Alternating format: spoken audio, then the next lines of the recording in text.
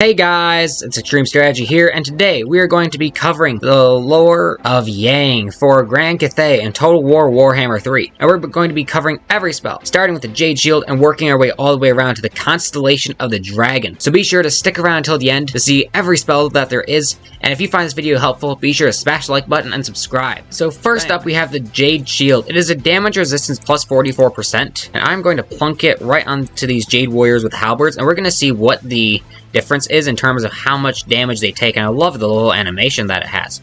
That is absolutely amazing. We have one Chaos Warriors of Khorne going up against these Jade Warriors with halberds, and they're not taking a whole lot of damage. However, I believe at this point it has worn off, but they did take less damage than the Jade Warriors with halberds on either side of them. Not really the most efficient spell, but it will still work in a fight nonetheless. Next up, we have one of the slowest but probably most powerful spells, and that is the Wall of Wind and Fire. I'm going to shoot it right in front of my Jade Warriors with halberds, and we're going to hope that it is able to pick up enough speed to actually do some damage.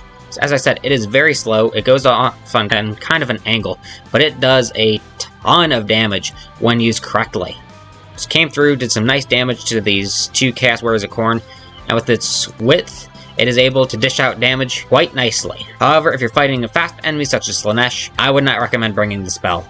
I would say either against Khorne or Nurgle, because Nurgle moves slow and the spell moves slow. The two of them would be perfect. Next up, we have a spell that is not nearly as wide as the Wall of Wind and Fire, but is actually a breath spell. So we're going to shoot this one off. It is Dragon's Breath. Quite literally, a dragon appears and just shoots fire onto the enemies. Nice little spell to have around in case you need to do a little bit of damage. Next up, we have a spell that tremendously buffs your troops. This is the Might of Heaven and Earth. It gives flaming attacks, magical attacks, base weapon damage plus 25%, armor-piercing weapon damage plus 25%, and a melee attack plus 24. So we're going to pop it onto these Jade Warriors. They're going to get charged into. Spell's going to pop off a little bit after they begin fighting, but a nice little animation appears. The Might of Heaven and Earth is going into these Jade Warrior halberds, and they're going to begin dishing out a ton of damage.